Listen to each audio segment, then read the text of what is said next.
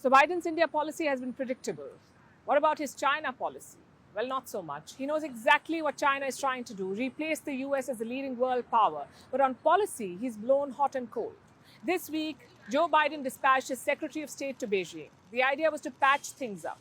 But the very next day, Biden called Xi Jinping a dictator. So what's he playing at? This sort of ambiguity has been a feature of Biden's China policy. One day he says he will uphold the one China policy. The next day he says he will defend Taiwan. So the Chinese are left guessing.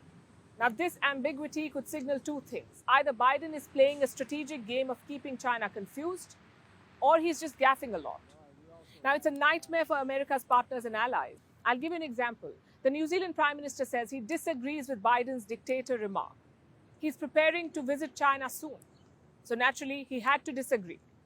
Now, you can't send warships and submarines to the Pacific and then you say you want just competition.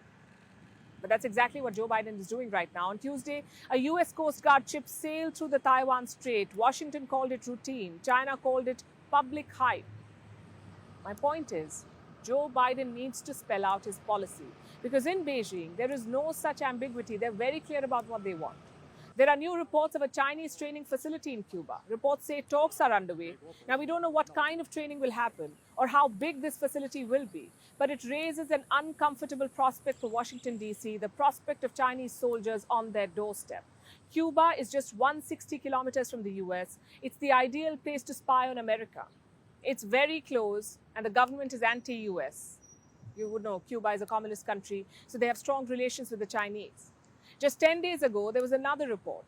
It said China is already using Cuba to spy on the US. Apparently, this has been happening since 2019.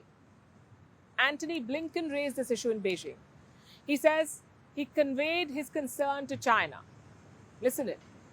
Made very clear that we would have deep concerns about PRC intelligence or military activities in Cuba. This is something we're going to be monitoring very, very closely, and we've been very clear about that. And we will protect our homeland. We will protect our interests. Blinken says the White House will protect its interests. I'm sure they will. The question is how. America has a very rigid policy called the Monroe Doctrine. It was outlined way back in the year 1823. What does this doctrine say? That the US will dominate the Western Hemisphere. No form of imperialism or military presence will be tolerated. And no, this is not an academic theory. American presidents have wielded the Monroe Doctrine. The biggest example, in fact, actually involves Cuba. In 1962, the US found ballistic missiles on the island. It was the Soviet Union's doing. Then President Kennedy threatened to use military power. The world was very close to a nuclear war.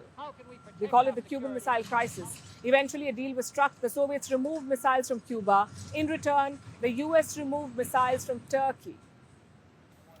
Another example is Ronald Reagan. He was president in the 1980s. Reagan used the Monroe Doctrine to intervene in El Salvador and Nicaragua. George H.W. Bush, the senior Bush, did the same in Panama. Do you see the trend here? In the past, Washington has not tolerated rival regimes in the region. So how will they react to China now? I guess we'll have to wait and see. Very little is known about these facilities in Cuba as of now. It's not even clear whether a deal has been struck. Well, if and when that happens, it would signal a new chapter in this rivalry, a more dangerous chapter. Until now, China only projected power in the South China Sea. Beyond that, their capabilities were in doubt, untested. But recent events make you wonder what's going on. In the month of May, a Chinese fighter jet flew dangerously close to a US plane. It was called an aggressive move. In the first week of June, a Chinese warship cut across a US one. And this happened in the Taiwan Strait. And now we are hearing of military bases in Cuba put together. What does all of this tell you? China is more bold and defiant. Perhaps Xi Jinping is getting impatient. Well, whatever the reason, it's something that Joe Biden cannot ignore. He needs a clear-cut policy on China. Let's start with a recap of yesterday. After wrapping up the yoga session, the Prime Minister left New York. His next stop was here in Washington, D.C. He landed at the Andrews base in Maryland. It's the same base used by the US President and other dignitaries. Now, after the arrival, Prime Minister Modi got down to business. His first engagement was at a skill development event. It was organized by the National Science Foundation. First Lady Jill Biden was also present there. The Prime Minister pitched for a pipeline of talent pool between the two countries. He said it's key to sustaining the momentum of growth. Listen to this. आज भारत और America को growth का momentum बनाए रखने के लिए एक pipeline of talent उसकी भी जरूरत है। जहां एक और अमेरिका के पास उच्च कोटि के शिक्षण संस्थान है, एडवांस टेक्नोलॉजीज है, वहीं भारत के पास विश्व की सबसे बड़ी युवा फैक्ट्री है।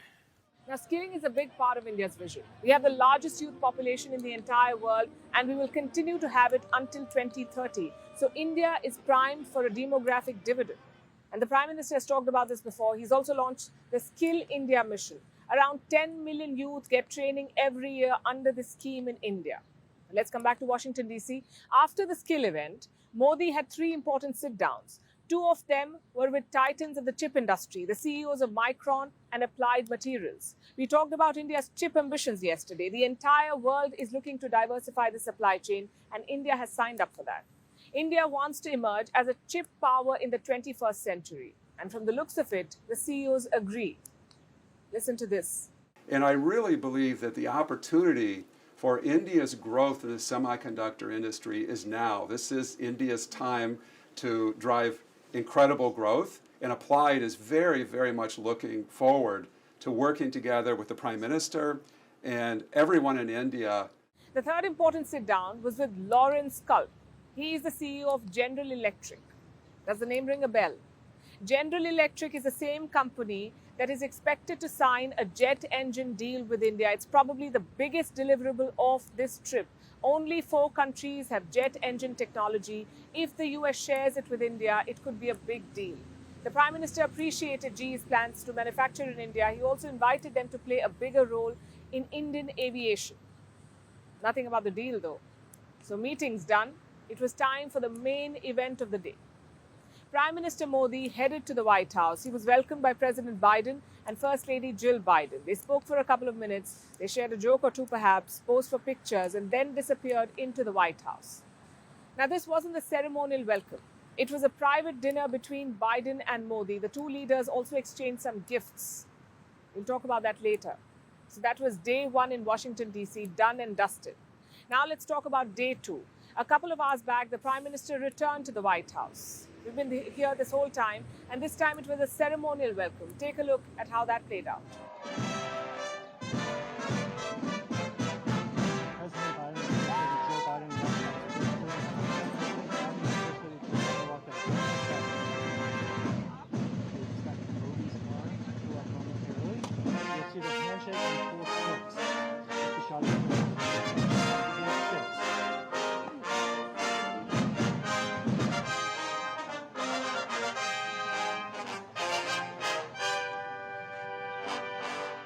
It's Thursday morning in Washington, D.C. It's a rainy, drizzly morning, but it seems even the weather gods cannot rain on this big party. There is a lot of excitement in the air. We are in the south lawns of the White House. I'm sure you can hear the people chanting, and a lot of people have gathered here.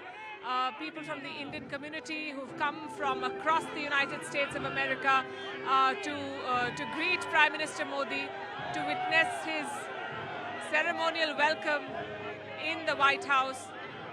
There's a lot of excitement in the air. I'm not sure how much sense you can make amid all the sound, but it's quite infectious, I have to say. And according to some reports, tens of thousands of people registered to attend this event. The weather has not helped, but that has not dampened the enthusiasm, and we'll wait and see how this plays out in the day ahead. Critical and emerging technologies, the pillar of our next generation partnership, to ensure that these technologies promote and protect our values, remain open, accessible, and trusted and secure. We face an inflection point, one of those moments that only come around every several generations, when so much is changing technologically, politically, socially, and environmentally, that the decisions we make today are going to determine our future for decades to come. 2 great nations, 2 great friends, 2 great powers that can define the course of the 21st century. Friends, Bharat और America दोनों के समाज और व्यवस्थाएं लोकतांत्रिक मूल्यों पर आधारित है। इस कालखंड में भारत और अमेरिका की मित्रता पूरे विश्व के सामर्थ्य को बढ़ाने में पूरक होगी। ग्लोबल गुड के लिए वैश्विक शांति, स्थिरता और समृद्धि के लिए दोनों देश साथ मिलकर काम करने के लिए प्रतिबद्ध है। Like I said, the bilateral is underway. President Biden and Prime Minister Modi have plenty to discuss. Defense, China, trade, Ukraine, climate change, a host of issues that concern both the countries. We'll keep you updated about the joint statement as and when it comes out. It's definitely one to watch out for. After the White House, the Prime Minister will head to the US Capitol. He will be addressing a joint session of the Congress. It's his second time doing so. Modi had addressed a joint session in 2016 during the Obama presidency. Now, the address doesn't have policy implications, but it is full of symbolism. It is very significant. A, it tells you that there is bipartisan support for India. Both Democrats and Republicans want stronger ties with New Delhi. And B, it's a mark of respect. Only a handful of leaders have addressed the US Congress twice, and Modi will be the first Indian to do so. After the speech of the Congress, the Prime Minister will return to the White House. Here he will attend the state banquet. Again, no policy implications here, but a state dinner is also full of symbolism. Biden has given just 2 of them in his presidency, 2 state dinners, one to France and one to South Korea. So what can you expect at the state dinner? Well, both leaders will speak, but it's more of a relaxed atmosphere. Expect some good music, some jokes, some good food. Now, the president's spouse handles the state dinner. That's Jill Biden, the First Lady of the United States, and she gave a preview on what to expect. Listen in. We are bringing together the world's oldest and the world's largest democracies. As some of you may know, Prime Minister Modi is a vegetarian. So we asked Chef Nina Curtis, a plant-based pioneer, to work with our White House chefs and create a stunning vegetarian menu. One of the special items on the menu is millets. The first course is marinated millet with corn salad and watermelons. It's actually a nod to India. New Delhi pushed to declare 2023 as the International Year of Millets, and Prime Minister Modi has himself championed this. Even in New York, he talked about the health benefits of millets. Looks like the White House agrees. We'll be tracking all of this closely. But tomorrow is Prime Minister's last day in the US. He will meet Vice President Kamala Harris for lunch. He also has that big diaspora event lined up, and then at night he will fly out to Egypt. So far, this trip has been a great success. But a lot hinges on today. Biden and Modi need a successful bilateral today. They need to cement this relationship for decades to come. Can they do it? We'll have an answer by tonight. They say actions speak louder than words, but sometimes a gift does the same. Because while diplomacy is about the art of war, it's also about the art of gifting, and India knows this well. The ancient Hindu scripture, the Bhagavad Gita, says that a gift should be given to the right person at the right time and at the right place. Centuries later, this is still a practice in diplomatic gifting. Yesterday, Prime Minister Modi gifted presents to US President Joe Biden and the First Lady. What were they? And what meaning do they hold? We'll tell you. Also, what becomes of such diplomatic gifts, especially the unusual ones? Here's a report. According to an ancient Indian text, completing the age of 80 years in 8 months is an important milestone. It's when an individual becomes Drishta Sahasra Chandro, one who has seen 1,000 full moons. According to Hindus, this is a matter of celebration. But it could also be more. For instance, a creative gifting idea. On Wednesday, US President Joe Biden hosted Prime Minister Modi for an intimate dinner at the White House. They discussed a wide range of issues. There was also a musical tribute to Indian culture.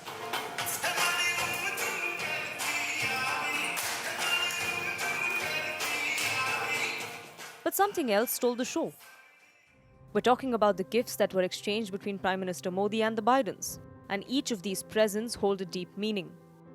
Prime Minister Modi gifted Joe Biden a Mysore sandal box to signify Drishta Sahas Chandro, the ritual we just told you about. The box contains the idol of Lord Ganesha, the deity invoked by Hindus to celebrate the beginning of auspicious occasions. Along with this, the box includes an oil lamp and 10 other gifts sourced from different states in India. These not only showcase the country's colorful diversity, but also symbolize Dastanam, meaning 10 donations. But this wasn't the only gift. Biden is known to admire the Irish poet William Butler Yeats, who had deep admiration for India. He was influenced by Indian spirituality, which includes the Upanishads, the religious and philosophical treatises of Hinduism. Yeats co-authored the translation of this book, so Prime Minister Modi gifted Biden its first edition print. He also presented First Lady Dr. Jill Biden with a gift, a 7.5 carat lab-grown diamond, which has the properties of an earth-mined diamond, showcasing eco-friendly cutting-edge technology. But here's the thing about exchanging diplomatic gifts. It's rarely a one-way street. So the Bidens too presented Prime Minister Modi with gifts, including a handmade antique American book galley from the early 20th century, a vintage American camera, an archival facsimile print of George Eastman's patent of the first Kodak camera, a hardcover book on American wildlife photography, and a signed first edition copy of collected poems of Robert Frost. Quite an eclectic collection of gifts, right? But question is, why is diplomatic gifting such a big deal? Because these gifts are so much more than pretty-looking objects. They are meant to welcome, honor, and cultivate diplomatic relations. They emphasize the workmanship of local businesses, the culture of a nation, and its historical craftsmanship, which is why so much thought went into Modi and Biden's gifts. But this tradition is not new by any means. The earliest record is traced to Egypt, where engraved stone vessels were given to Egypt's Hittite neighbors. Since then, this art of gifting has transformed and gotten more creative. In the 1950s, the Chinese government was known for its panda diplomacy because they began sending their national animal, the pandas, to foreign governments. And if you think that's bizarre, there's more. In 2015, the Russian Foreign Minister Sergei Lavrov gave the US Secretary of State 2 baskets of potatoes and tomatoes. In 2021, the late Queen Elizabeth gave Biden the gift of herself. Literally, she gifted him a photo of herself in a silver frame. World leaders have also received rollerblades, a ping-pong table, crocodile insurance, and even a Komodo dragon as gifts. But as fun and bizarre as the world of diplomatic gift-giving is, what comes next is slightly complicated. Legal frameworks. Different countries have different laws as to what happens to these gifts. They're highly regulated and you keep the gifts when you leave office. And there's trouble if you do. Like former Pakistani Prime Minister Imran Khan is finding out. Sometimes human errors have also been made with gifts. In 2013, the government of Mali gifted France a camel, which the French slaughtered for a feast. Mali wasn't impressed. Such mishaps can complicate diplomatic relations. So diplomatic gifting is a tricky business. But the Indian Prime Minister seems to have mastered the art with his thoughtful gifts. And we're glad that this time, no one presented a picture of themselves along with a reptile insurance.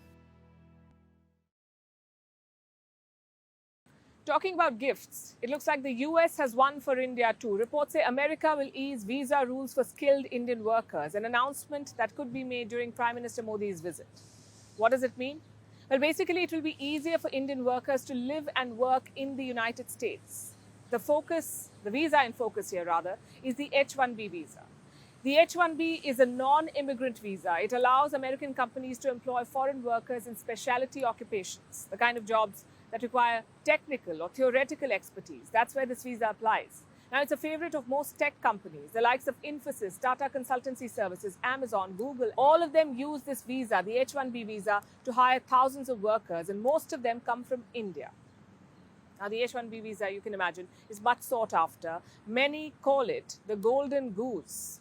Every year, the American government offers some 65,000 H-1B visas. They go to companies that want skilled foreign workers. Then there is an additional 20,000 visas. Now, those are workers with advanced degrees. An H-1B visa usually lasts for 3 years. It can then be renewed for another 3 years. That is the procedure. Now, Indians are the most active users of the H-1B program. In the year 2022, there were a total of 4,42,000 H-1B workers, 442,000. Out of these, Indians made up 73% of the bulk. That's more than 322,000 people, 322,000 people. Sounds like a good thing for India, but the H-1B visa has a big catch. And this is about its renewal. How do you get the visa renewed? To do this, you have to go out of the US. You can't get it renewed while you're still in America. You have to go out, usually to your own country. Once the visa is renewed, you have to get the extension stamped on your passport. And this stamping is not done in the United States. It can only be done at a US consulate. So what most people do is this. They travel to their home country, they submit their H-1B visa, and then they wait. And this wait can last for months, even years. Imagine that. You need your visa renewed. You have work in America, but you're stuck for over a year in your home country waiting for the visa. Sometimes your families are in the United States and they're waiting for the visa extension. It can be a cumbersome and complicated process, and honestly, it doesn't have to be. Until the year 2004, the H-1B could be renewed or stamped inside the United States. And now the Biden administration could start that again. They could revive that old practice. This will allow Indians to renew their visas in the US. They won't have to travel abroad. And this is part of a pilot program. It will first include a handful of skilled workers. The program will then be expanded over the years. The pilot program will also be available to some L1 visas. Now, these are for people transferring within a company to a position in the US. They move from one company to another in America. Now, if approved, this will be a major relief for Indian tech officials. They will not have to leave the country or their families for just a visa restamping process. And this helps in more ways than one. It helps the Americans too. If people can renew their visas in the US, it frees up resources for visa interviews in American consulates all over the world. You know about the long waiting times for a visa. The Biden administration is trying to streamline the process to cut the waiting time. If US consulates are not overwhelmed by visa restamping applications, then they can process visas, other visas, faster. So basically, it's a good deal for everyone. Now, this announcement is supposed to be made during Prime Minister Modi's visit. It looks like America wants more Indians to live and work in the United States. For our next story, let's talk about the C word, climate change. For starters, it's real. Our planet is heating up, and there is an urgent need for all countries to come together to ensure timely action. One such attempt is being made by French President Emmanuel Macron, a rather ambitious one. He's hosting a two-day summit in Paris starting today. The agenda is clear: to draw an economic plan for the global south and to help them fight climate change. Now, this is not the first time that such grand plans have been made or talked about. But will this meeting make a difference? Our next report explores.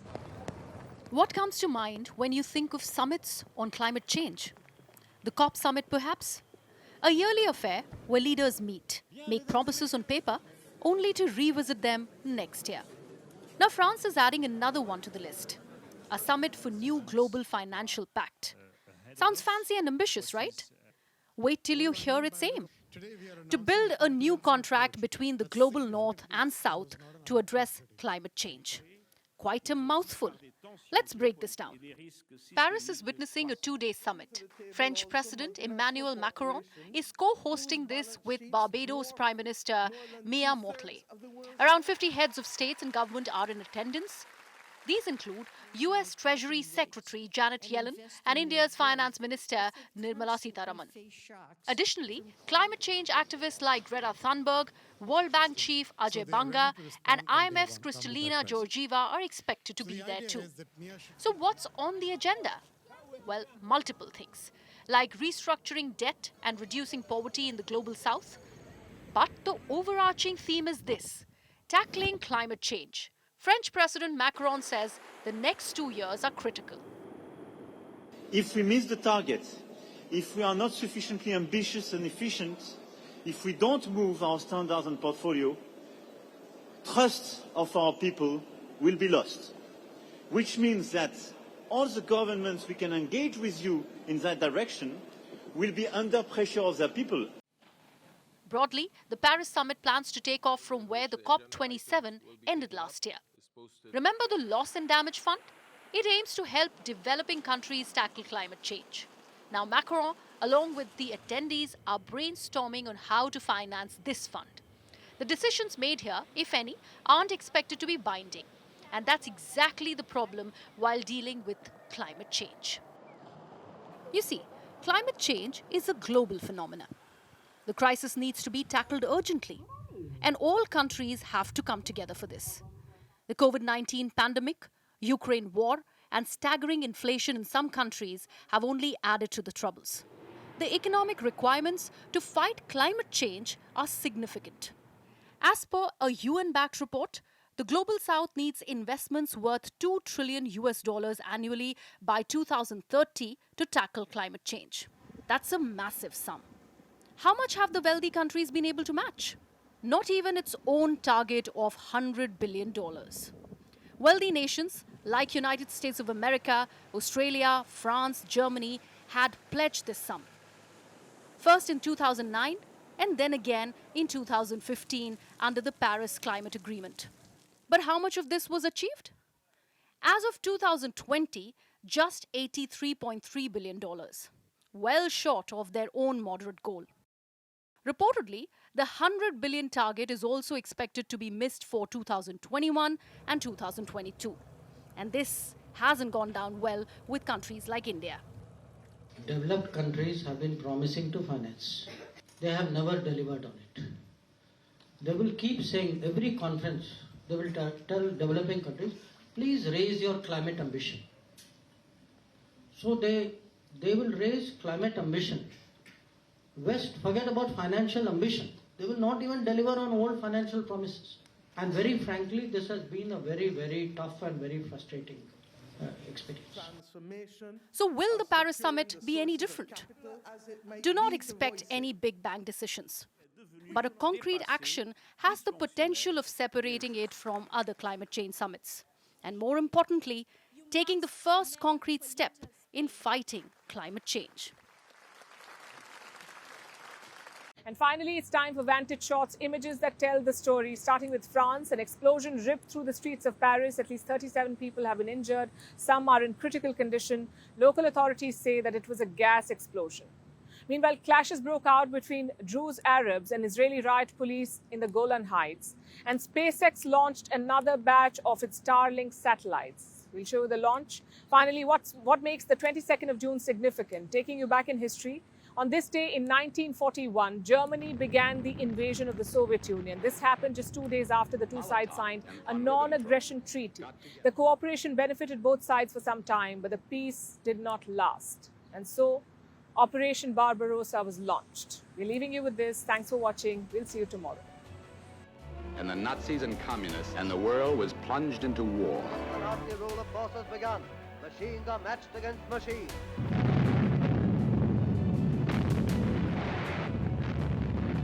Front artillery batteries are squeezing the arm. The Soviet ring of steel is alive and moving. Closing in.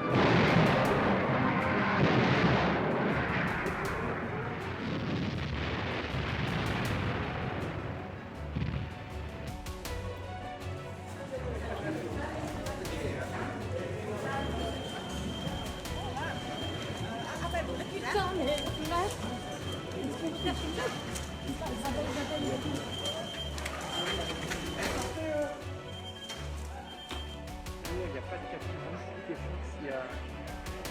Ouais, je sais pas.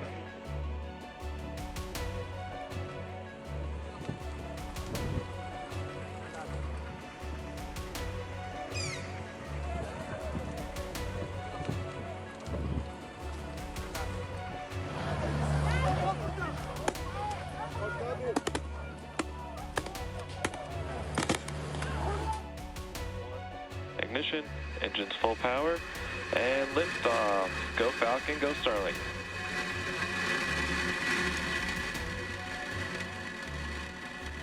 Vehicle is pitching downrange.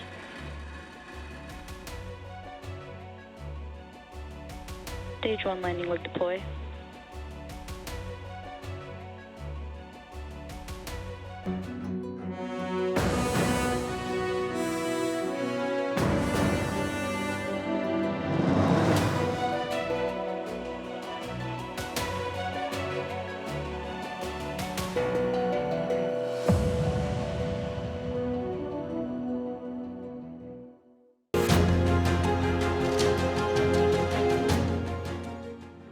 White House South Lawn, members of the Indian community have gathered here in large numbers.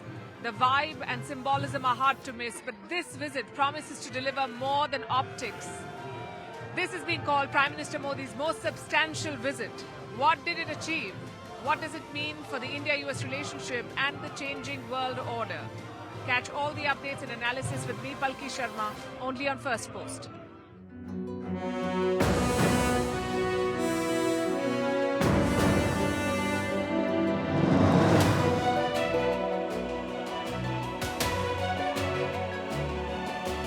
Thank you.